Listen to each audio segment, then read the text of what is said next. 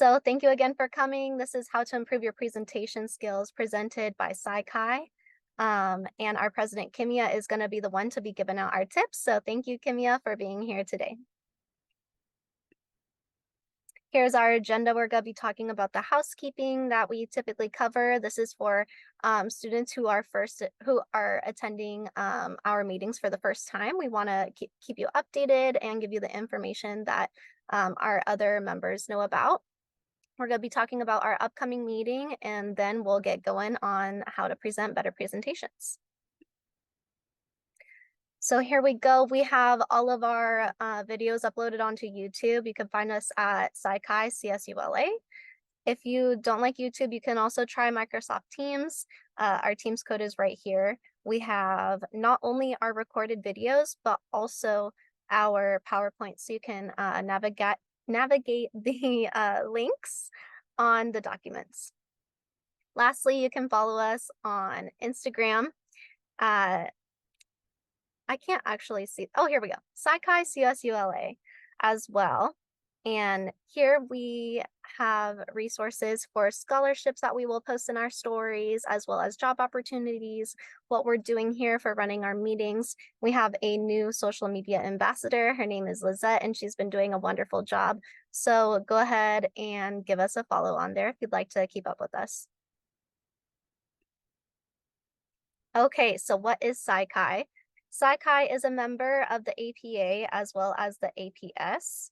And an honor society is an organization that's usually made up of members or chapters, and it exists to recognize scholastic achievement, encourage leadership research, and everything else in between of the particular discipline. So SciCai, we're really here to support the students and to help give you the resources to navigate your educational journey, your career journey, whatever you may need. We hope to be that resource for you. So I'm glad you're here. So qualifications for memberships for SciCai is a one-time payment of $75, and you get your membership for your whole life until you're gone. And you get a personal login. You'll be connected with us as your chapter for a whole lifetime. You qualify as an undergraduate student if you have completed 3 semesters or equivalent of full-time college coursework. If you are majoring or minoring in psychology, you need to have a GPA of a 3.0, which is cumulative. You also need to have at least a GPA of a 3.0 for your psychology major courses. And then here is the process of the membership application.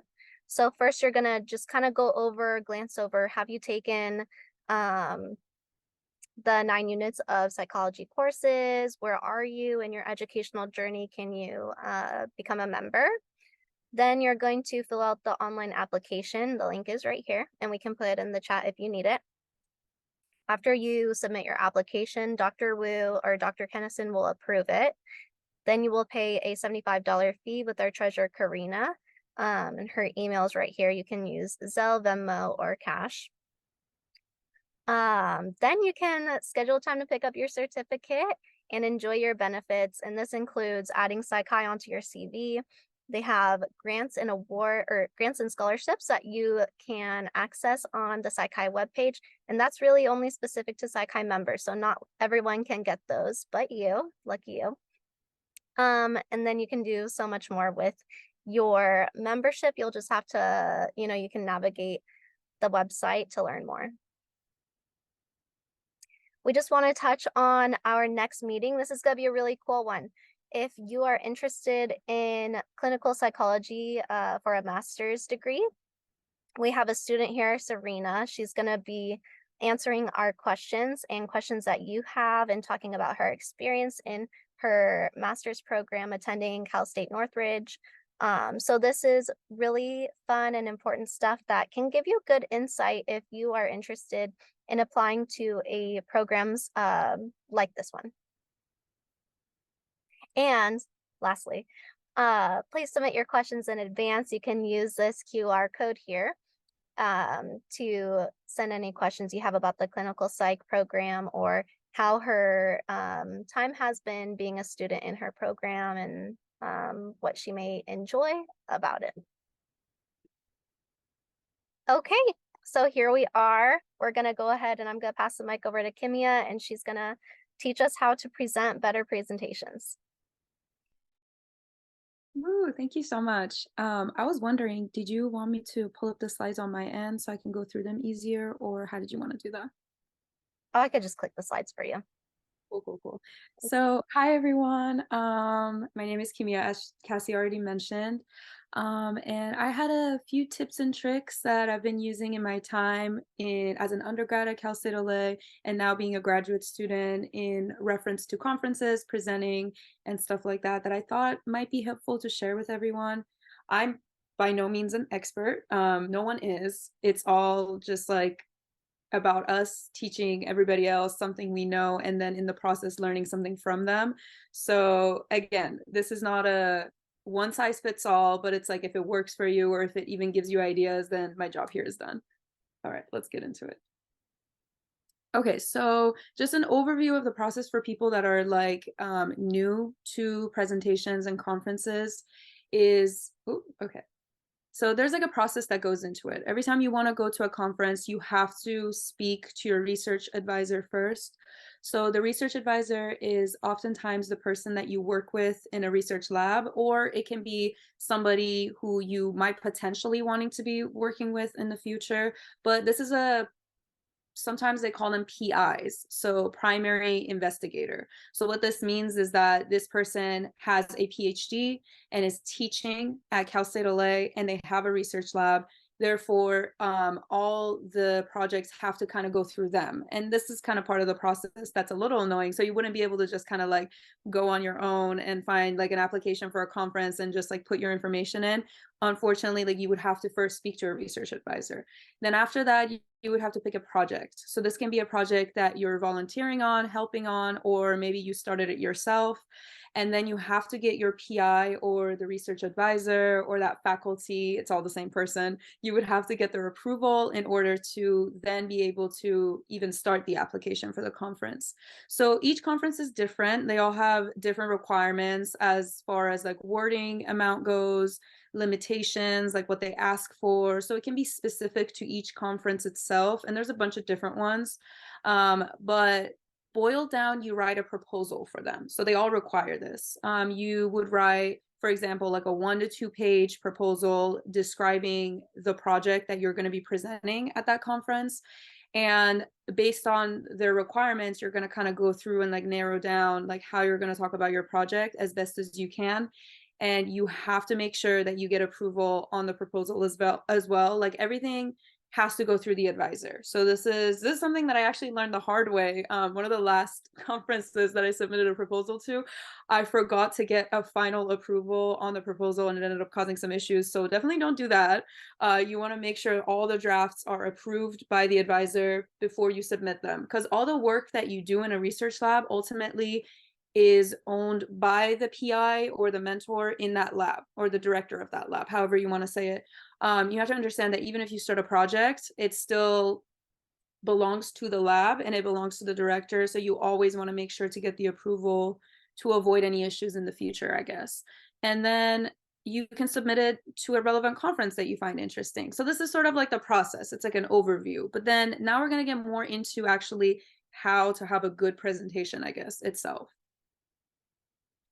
Okay, so I have a few preparation tips and I section them out by stages. So each little section that I have is either like how you're going to prepare for it, what are you going to do the night before, what are you going to do the day of, and what are you going to do during. So I thought that might help kind of compartmentalize the information a little bit better. So as far as preparation goes, so this is beforehand. This you probably want to start like a few months before the conference itself, right? You want to practice out loud. So I can't stress this enough because it's so easy to just kind of, think in your own head, take your little notes, and then think that, you're ready. But I feel like it's important to not only be practicing out loud, but timing each one of your practices, because you want to make sure that you're kind of hitting the marker, because each conference is also going to have a different maximum time that they want you to present for. So for example, a lot of talks are going to be like around 10 minutes, right? So you want to make sure you're not exceeding that too much, and you want to make sure you're not under it too much, because then that shows that you didn't really like fully take advantage of the time limit that they're giving you. It kind of makes you look a lot sharper if you hit it exactly right around the 10 marks or whatever the requirement is that they have. So I personally time it each time. I practice out loud. I don't whisper. I do it the way that I would present it in the room, because that's another thing. If you're doing it quietly, and I know it's hard sometimes, having families like I do too, and they're always like talking, and I feel like I can't focus. But finding those times where you can practice out loud and get into your flow state is really important, because then when you get there and you're actually in that environment and it's stressful, you're going to realize that, oh, like there's your voice might be cracking and stuff like that. So practicing it out loud the way that you would, I think it really helps not to have your voice crack later on, or not to encounter issues where you feel like you couldn't, like your tone wasn't the right way or something like that, because you already practiced it the right way. And then it's important to practice with different people. So what that means is that you want to and hopefully there are people in your life that allow this. I don't know. I have friends that they let me torture them like this. They let me like practice to them. So hopefully there are people around. And I mean, us Psychi people are always available too. Like you can always ask me personally if you wanted to present in front of me, and I would always be down to like watch it and give you tips. But it's important to do that, because the way you present when you're by yourself is always going to be different than how you present information in front of other people. There's something about someone else watching you present that just it does something to the brain, where it's like the nerves kick in. So it's important to do that, because then you get the real practice, and you want to make sure it's different types of people if you can. Usually the research advisor, mentor, director, whatever you want to call them, these names all mean the same person. Also, it's just the person that you're working with in the lab, by the way. So they usually oftentimes allow for some space for you to practice before you go to a conference. But if they don't, it's always good to ask. It's always good to be like, hey, like I would love to set up a time where I can just go over my presentation with you, just to make sure that everything's good to go. And oftentimes they're going to say yes, unless they're like super busy. And then the next best thing would be asking the people in your lab, or maybe even asking your friends if you can practice in front of them. And this does something. This does some magic, because it's like then when you go to present it at the actual conference in front of other people, you're not going to feel as stressed. And then another advice that I have, this is scary, because I know recording your own voice and then listening to it, it's like kind of uncomfortable, but it's kind of worth it, because you catch things that you might have not caught if you were just like speaking and then hearing it. Because maybe we're not paying attention to some of those little quirks that we have, because it comes so natural to us, so we don't pick up on it. But when you record yourself, you kind of give yourself a chance to watch as or listen as an observer. So it's kind of different in the sense where it gives you a different perspective. It's really uncomfortable. Like I get it. It's like when the first time I did it, I actually recorded like a video of myself presenting, and it's very uncomfortable to watch it back, especially because you're like, do I really look like that? So it's like I totally get it. It can be an uncomfortable process, but then it helps, because then I was like, why am I holding my arms like this? Or like, why is my voice doing that thing? Or why am I looking off to the side so much? So you catch those things about yourself. So it can be helpful. And another thing is practice standing. This is so important. If you're practicing sitting and you're just always practicing like this and you're just reading it, guess what? When you're standing up there, your brain is not going to all of a sudden kick in, and like you're not going to suddenly know exactly how to move and like maneuver around, and then you're just going to be standing there like this the whole time. So it's like if you really want to be practicing the way that you want to present, like with your hands, with gestures, walking around, maybe you got to practice it exactly like that, because then it's like when you show up, you already know, like you have this like mental image of like exactly what to do step by step, and you're just going to do it. So another thing is practice with a script. Obviously, it's important to first and foremost write a script of like the things you want to say. So how I do it is I just write out all the things that I feel like are important to say. So this is my first draft. So this is usually like long too, because obviously I'm just trying to get everything out onto the paper just to make sure I'm covering all my bases, right? And then as time goes on, I kind of just go and like narrow it down. I'm like, okay, what things can I take out? What things can I say more simple? And then you kind of modify it to the point where like it's a lot shorter and now it's a lot more polished. And then you get to a point where you want to kind of memorize that script in a weird way. And you don't want to veer off of it too much, which I think it kind of goes to the next slide, I believe. Yeah, well, I mean, we'll start with this. I know we'll get back to the veering off in a little bit also, but these are more tips for preparation. So it's continuation because there was too many and I couldn't fit them on one slide. But so another thing is you want to create questions. So what happens at conferences, especially if you're doing a talk or, during posters, it happens as well, is people are going to come up to you and then they're going to ask you questions. So you want to be ready for that, because sometimes they catch you off guard. Like they ask you about something where you're like, oh man, I didn't think about that. And that's fine. Like you can always, the best thing, and Karina is in the chat right now. So this is something she taught me actually. She said that you can always say something like, that is a very good question. I had not considered it so far. I kind of sound robotic right now, but you can say it however you want. That's a really good question. I hadn't considered it, but I feel like for future research, I could definitely look into that a lot more. See, like that's a easy way to kind of get out of that if you really don't know the answer to it. But otherwise, you do want to be prepared. So if it's something to do with, let's say, the methodology, with the design, with previous literature, you want to know that stuff because you're standing there presenting on something. You don't want to come off in a way where you don't even know your own study. So for that reason, I have a few tips for that. So you can go through your presentation yourself first and, try your best. And this is like a creative process. Like there's no wrong or right way of doing this because you just want to get creative with it. You're like, what are some questions that you personally feel like people might ask you? And, you just write them all down. And then you can ask others. You can tell your friends, like show them your poster or show them your presentation and be like, what are some questions that come up to you when you look at this? And then you write them all down, right? And AI is a whole other beast. It actually helps so much. I used it for one of my last presentations and it worked amazingly because what I did was I kind of gave it my script and I was like, come up with some, you can do different commands, but I was like, come up with some questions that I can use.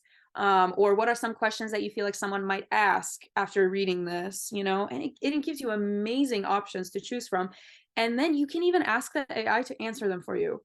So it's a win. You can be like, give me the questions, now answer those questions. And then you do kind of have to go through and like memorize the answers because when they finally ask you, you want to be able to actually answer it. So, but then that sets you aside from a lot of other presenters because, you look really sharp. They ask you a question and you already have an answer and, you look come off as if you're thinking on the spot. And that's bonus points always, right? Another thing is you want to create simple slides. So I notice that a lot of times it's so easy to just put too much information on the slides. So, like you really want to like cover everything because you're afraid like you might not remember it or like you want to give yourself all of the cues that you want. Well, there's an issue with that. I think that the judges don't really like that. The judges want simple, or the viewers also. Like nobody wants to look at a bunch of text. Like people want it to be easy to follow. Use as many diagrams, charts as you possibly can. It's so important to do arrows, boxes, you can do circles with text in them, squares, anything that helps you not do a bunch of bullet points and a bunch of text, it's perfect. And this is based off of the feedback I've received. This is not, by the way, everything I'm saying is not just like my opinion. That would suck if I was just like sharing my opinion. It's stuff that I've heard, I've heard from this person, that person, mentors, even at the conferences that I've gone to and then people give me feedback. So these are some of the things that I regularly and routinely hear is that people like it when it's simple. People like it when it's easy to understand. So do not overcomplicate it. Like if you can take something out and make it easier, go for it because it's just going to help you stand out more as a presenter and it's going to make your presentation easier to understand. Therefore, people are going to like it more because they're like, "Oh wow, I'm so smart. I get what you're talking about." And it's kind of unfortunate, but it's like if it's complicated, no one likes it. No one wants to walk up to your poster because they look at it and they're like, "I don't even feel like I'm going to get that, so why bother?" You know what I mean? Um, but yeah, so I kind of wanted to pause right here. Are there any questions? I see some things in the chat. Let me pull them up. But if you had any questions, you can also raise your hand. Sorry, I didn't mean to do that. No, it's okay. Karina in the chat also said, or practicing in front of people who don't really understand your research can help to see what you're bad at explaining. That is so, so beyond true and important, because it's like when you present to other people in your lab, you all know what you're talking about. And guess what? Like, they're not going to pick up on the little things that you missed. Like, for example, we just went to a conference recently where it was like a general audience. And a lot of these people from like physics majors and like biology majors and stuff, like they would come up to us and they would ask us, like, what, like the silliest things that we would never think about. To us, it's silly, you know, like they would be like, what's a justification for a verdict? And to me, I'm just like, well, duh. But to them, they have no idea what that is. They don't even know what a verdict is sometimes in a civil case. So it's like, you really want to identify that, because if the viewer doesn't understand like the core basis of your study, they don't understand any of it. Like, they need to know like how you're building everything up. So the building blocks need to be explained like very clearly, right?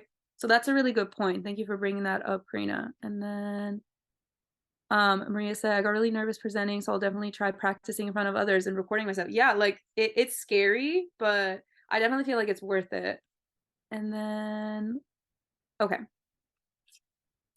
let me take a look at the time.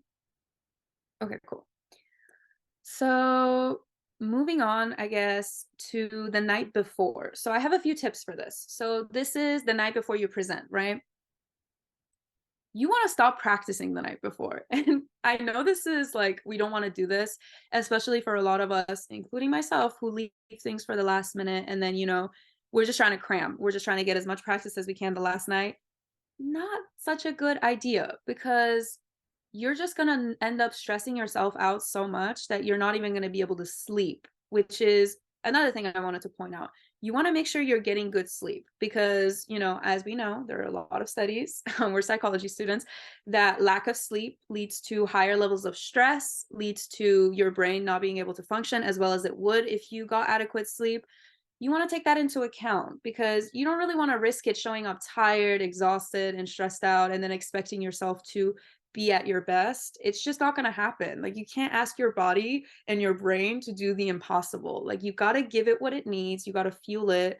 And if you want it to perform the way that you know, desire for it to be. So stop practicing the night before, not the day before. During the day, do whatever you want. But at night, especially when it's getting later in the night, like 8 p.m., 9 p.m., you have to stop. You have to do something completely unrelated.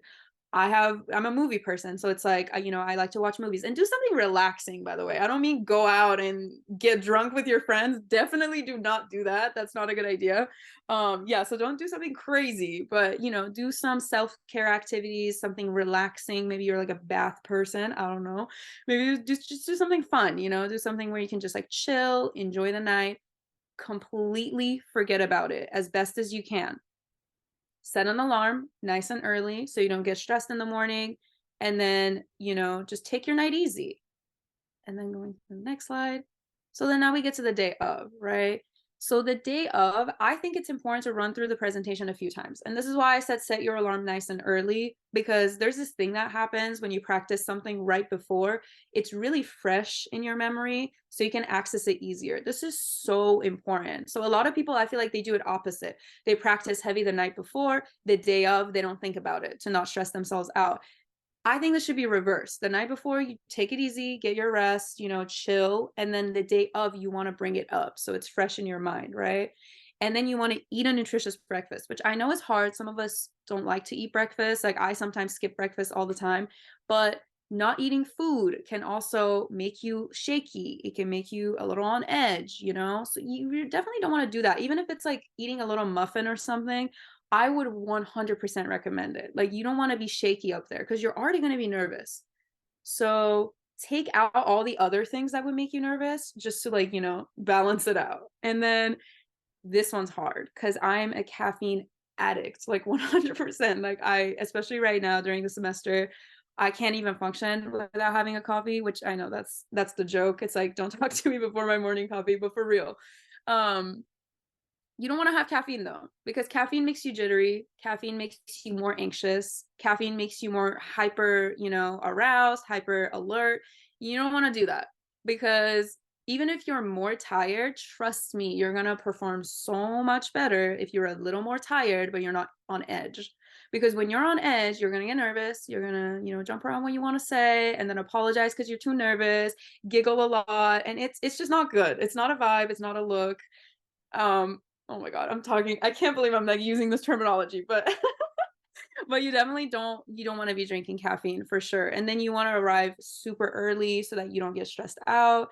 You don't want to be, like, oh my God, am I going to make it? Like, don't just minimize stress as much as possible. Everything that I'm saying is it just goes into the same factor, which is minimize stress as much as possible.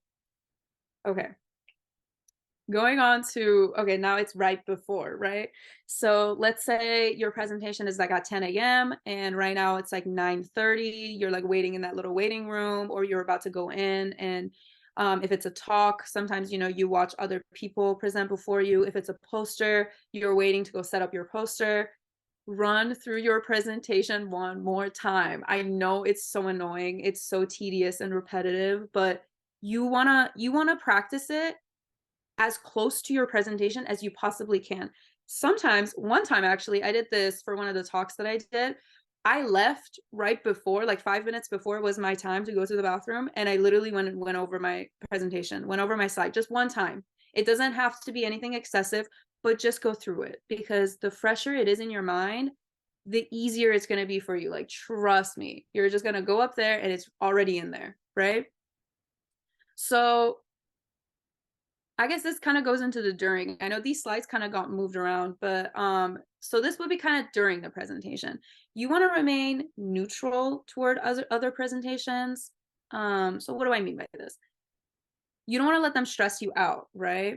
Because if you're watching someone who's maybe getting really stressed out when they're presenting, that can affect us, right? That affects me all the time. It really stresses me out because then I'm thinking, oh my God, that's going to happen to me. Mine is going to be even worse. Don't do that. Remain as neutral as you possibly can. Be an observer. You're not there to, compare yourself with others. And that's one of the other things that I put there. It's like you don't want to compare yourself with others. Your presentation is already done, right? So in your mind, the way you should think about it is that everything's already set. You can't change anything anymore. So don't stress yourself out. Stay as neutral as possible. You're just watching, okay? You're an observer. You're not watching the other presentations just so, you can now you can't change anything. It's already too late. So don't even think about it. Don't even compare. Don't let it distract you. That's another one. And I know this kind of sucks, but it's like you don't want to get too involved with another presentation right before yours. It's because it's the same thing. It's a distractor in your mind. And then what's going to happen is that it's going to interfere with the information that you have for your own presentation. And you don't really want to do that. So stay as neutral as possible. Don't get too into it. Don't get stressed out because of it. Don't compare yourself to it. Don't do none of that. Have your own presentation ready in your mind and stay neutral as you're like watching the other presentations. Okay. So then this is, I guess, more of, the day of, right before. Okay, there we go, during. I was like, what's happening? um, so here are some tips when you're presenting. Like, so this is when you're actually up there. Let's say if you're doing a talk or you're doing a poster, this is when you're actually doing the presenting, right? Do not make direct eye contact. I cannot stress this enough. If you do it, it will make you nervous, unless you're one of those people that are cool with it. Because some people, I know it's like a minority percentage of people that don't get stressed out when they make eye contact. I'm not one of them. I haven't talked to anybody that's one of those people, but if you are, good for you. But most of us aren't. So do not make straight like eye contacts. If you're doing a talk, especially, you really don't want to do this because it will make you stressed. It will make you mess up. Look slightly above people's eyes. So what I do is I look right here. Like when I'm looking at the crowd, I'm not looking at anybody's eyes. And guess what? They can't tell. They don't know because you're far enough that it's like they think you're looking at them and they'll be like nodding. And I'm like, yeah, I'm totally looking at you. And I'm not. Like I'm above the heads, sometimes at the back of the wall. And you want to do that just so that you don't feel the pressure of being in front of other people, because like there's something about eye contact that is like you feel it. You're like, everyone's watching me. And it's not a pleasant like feeling to feel like everyone's watching you and you're performing, and then gives performance anxiety, obviously. Another thing is, do not veer off of your script. So this is so easy to get caught up in, especially when you're in the moment and the vibes are different, and then you kind of just want to describe something differently. Do not do that, because it will mess you up. Like, you start to explain something differently, you're going to go down a different path, and then you're going to forget where you left off in your script, and now you forgot how to get back to it, right? So don't do that at all. Stay on your script. Even if you need to take a moment, I guess it goes to the bottom point a little bit, the one at the end. Pauses are perfectly acceptable. If you forgot what to say for a second, literally just like wait there for like a second or two, completely acceptable. Kind of like what I did right now. That's completely fine. You know what I mean? When we're up there, like, we feel like we have to talk in like a string. You don't need to do that. You can take a moment. You can't remember the word. All right. Don't freak out. Replace the word with something else. Move on. Or if you don't remember that sentence, move on to the next sentence you remember in your script, but just stick to your script, because that's going to help you succeed the best. And it's going to help you not, forget where you're at. And now everything is like messed up. You know what I mean? Another thing is, and this is so hard to do, like, I do this all the time, but don't apologize. Like, everyone's nervous, and everyone probably knows that everyone's nervous, but you apologizing, I think they dock points for that. You know what I mean? Because you don't want to break character. It's like, it's literally, think of it as like it's character work. You're up there, you're a presenter, that's your role. You don't want to break that character. You want to, even if you're nervous, just stick through it, pretend like you know what you're talking about, right? And it's going to be fine. It's worse if you break character, if you apologize, if you, giggle. I do that a lot. I do the giggling when I'm nervous. You don't want to do that though. And it not only makes you not look as sharp of a presenter, it also makes other people kind of uncomfortable, because it's like, especially if there's judges, like for talks, there's always going to be judges like sitting right up front, like staring at you, and it's so uncomfortable. But they dock points off for stuff like that. So it's like, if you want your presentation to be better, or if you want it, if you're trying to like win or something like that, then you definitely don't want to break character. And you want to drink a lot of water. So that goes back, I don't know, I feel like some of these got moved around, but it's fine. So the drinking water, that's important, because if you're dehydrated, it goes back to the same thing. You're going to be jittery, you're going to be shaking more. So yeah, all in all, minimize stress as much as possible. Don't compare yourself with others when you're watching presentations. The night before, take it easy. The day of, practice plenty.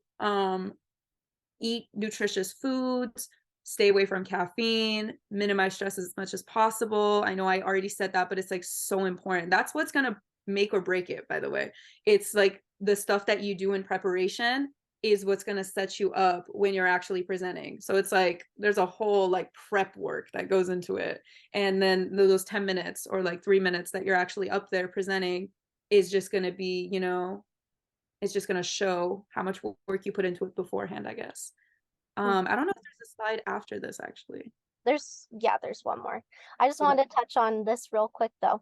If you feel like you are uncomfortable just kind of sitting there and pausing, not having much to do, this would be a perfect opportunity to drink a glass of water, take a few sips of water while you're thinking. So that gives you something to do rather than just staying still and maybe getting more nervous while you're up there thinking about the word you're trying to replace or whatever. Yeah. Oh, so that's why it was over there. Okay, so my bad. No, no, I was like, drinking water is great too. Yeah. yeah, I was like, this came out of nowhere, huh? But yeah, no, she's right. You can find these ways to like, kind of work it into it. Sometimes I even do this. I go like, excuse me, that just gave me a second or something like that. I don't know. You can get creative with it, but pausing is fine. Like, you don't do the string thing, because then I think that messes us up more, because then it's like, and then you're just everything's jumbled up, and you don't know what's going on, and it's like you're veering off the script, and now you don't know how to get back. That happens, by the way, when you're in front of other people. You forget where you left off, and you forget how to get back, even though every time you practiced on your own, it was completely fine. Like, if I asked you right now, in like a chill sort of like level, then you would be like, no, there's no way I would forget what the findings of my study are. But when you're up there, it's a little different. Like it's like sometimes we forget things that we're like, I don't even know how I could possibly forget that. But it happens. So it's better to just, stick with it, take your pauses, take your breaks. Make sure to breathe. I know that sounds silly because it's like, well, obviously we're breathing, but it's like, make sure you breathe, like, full on. Like, I know I tried to do that during this presentation even, because sometimes you're just talking so fast. Because it's like, I think it's the nerves kicking in. Yeah, but I think I'm gonna send it back over to Cassie for final comments or anything like that. But yeah, so thank you, Kimia, for sharing all that information. And then once you have completed your presentation, it's your opportunity to celebrate, go have some fun with your friends, your teammates, your family, or whoever it may be. And just celebrate your accomplishment because presenting takes a lot of energy and all those nerves, you got to do something nice for yourself to for what you did. You did something real good. Um, but I think if there's no other comments or questions, oh, I see Jennifer. I found this more helpful than I thought I would. I thought I knew what to do to stop being nervous, but this really helped me tremendously. Oh, I'm so glad you think so. Good. I'm really, really happy you came to listen. There's always tips and tricks that we could learn from others, and I'm glad that you got something from this presentation that makes us so happy. But if there's no other further questions or comments, I will go ahead and conclude this meeting. If you'd like to hang around for a little bit, feel free to do so. But otherwise, have a great weekend, everyone. And we hope to see you for our next meeting tomorrow.